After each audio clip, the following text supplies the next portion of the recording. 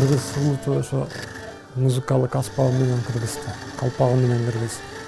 Анан ошондой эле музыкалык аспапта ошо сүйлөсө да кыргыздын колориту менен сүйлөсө деп мен ошо басым берем да көбүнчө. Кыргыздын нукурай бийирки ата бабалардын үндөрүн издейм.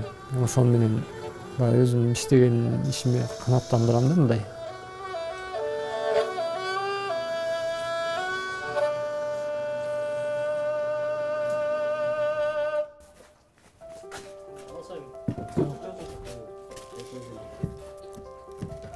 Мен да коюп турмун. Музыкальный аспаптарга негизи өрүк жыгаш жакшы да, эң баягы звугу. Булар эми өрүктү кыйып келип эле чаппайбыз да, ошо 3 жыл күтөбүз. А мен ошо дагы бир ыкмасы бар, ушундай көлөкө жерде кургатмай, ошол ыкмасын колдоном да. Өрүк жыгашын качан кургаганын билиш үчүн бул кабыгы менен турат да. Анан бул 3-жылга кетип баратканда ичинен баягы өлөн курт жегендер чыга баштайт да. Ошондо билсең болот да кургаганынчы. Үн береби бербейби мындай тилгенден кийин мындай чаап көрөбүз да, угупчу, звугунчу. Баягы тембри. Анан үн берсе, аны музыкалный инструментке жиберебиз да. Үн бербегендин кереги жок, алып коебуз. Отун катары кетет да. Бир.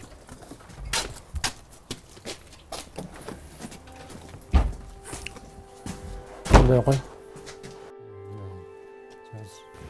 Жыгач устачылык өнөргө ушу ата тегимдин таасири бар го деп ойлойм.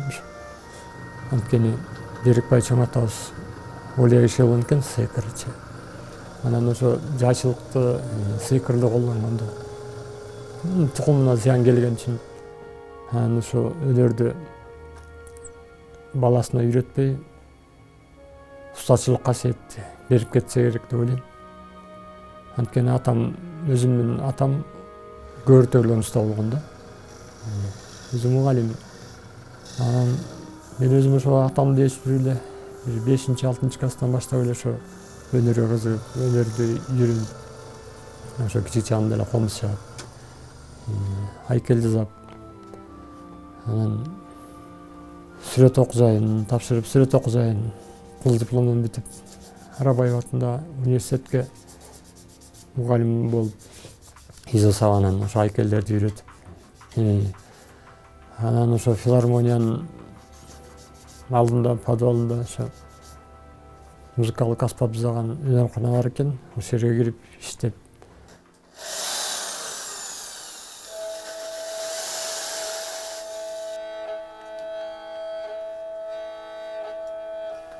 Жылы кылгыяк чабы боюнча кароо сынак болуп калды.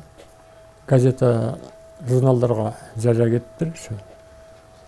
Устачылык боюнча конкурс деп.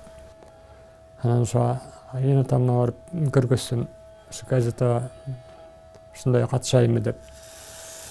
Атам айтты ошо. Эми атамдын бир билгич жайы бар болчу, ушундай алдын ала биле турган. Анан айтты: "Балам, буга катышсаң, сенин алдыңа чыга турган уста жок. Сен аласың, буйруса" деп. Анан эне атам муда кайтыш болуп калды. Өзү жүрөк кармап. Анан конкурста катышып 19 уста катыштык. Ошонун жашы, эң жашы меникем 26 жашта. Баш байге гран-прини мага беришти да.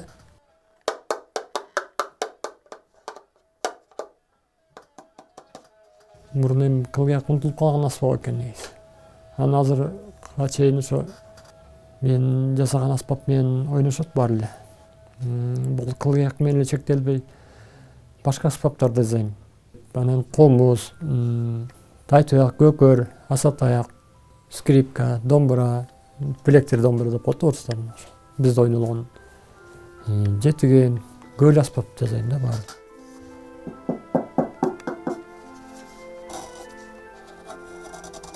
Мен аспабымды ошол дүйнө жүзүндө көп өлкөлөр алып кетти да.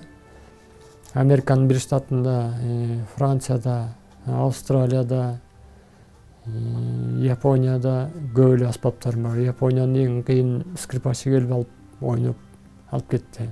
Ошондой эле бизде ойноп аткан, баягы кылгаяк ойноп аткан атоктуу Бакыт Чытырбаев өзү ошо ойнойт.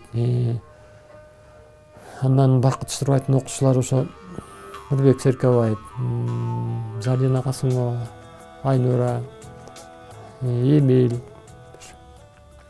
баары эле алгандын баары эле гран-прилерди алып чыкты да, бүт эле. Баягы жасап атканда аспапты ушул жакшы чыкса экен, буюрса ошол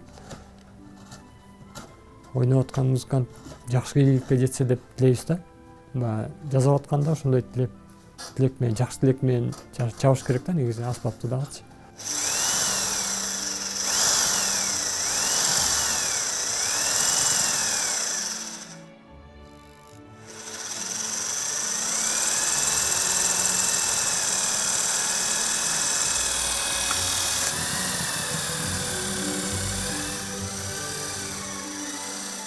Кыргызстанда усталарды көп баалабайт экен да. 2005-жылы ушундай чакырык келди. Европанын ар бир өлкөсүндө жылына бир жылы Францияда болсо, бир жылы Швейцарияда ушундай мастерлердин жыйыны болот экен да, музыкант мастерлердин. Анан ошондо 2005-жылы биз бардык да, Кыргызстандан музыкант залкары кишилер, аталар, эжелер. Анан мастерлерден ошо мен бардым. Ошол жерге тизмеге кирип келдим, Европанын тизмесинде. Европанын усталарынын тизмесине кирдим да.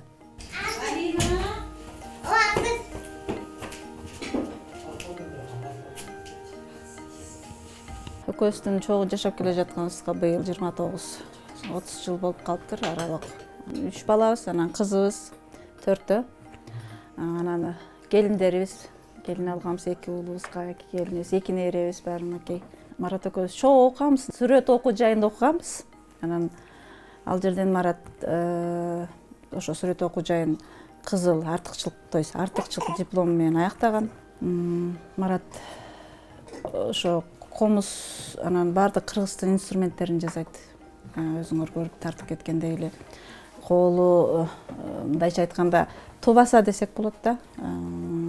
Колунан баардык жасаган нерселери келет.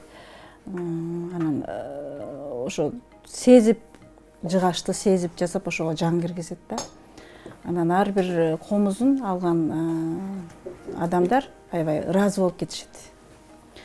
Анан негизи эле ошо да, эгер өзүңдүн кесибиңди сүйүп жасап, жакшы элге жакса, бул абдан жетишкендик деп эсептейм. Анткени Мараттын инструменттерин баарын бүт кыргыз эли, ошо музыканттардын баары жакшы билишет, анан келип алып турушат.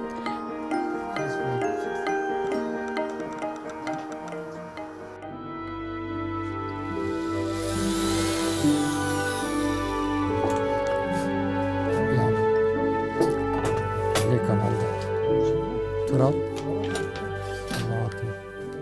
Мектепте окуп жүргөн элдеринде усталчылыгын алек болгон биз да барып жардам берчүбүз. Анда үйдөгү мастерской жок болчу. Кыргызстага барчубуз. Кассигечи.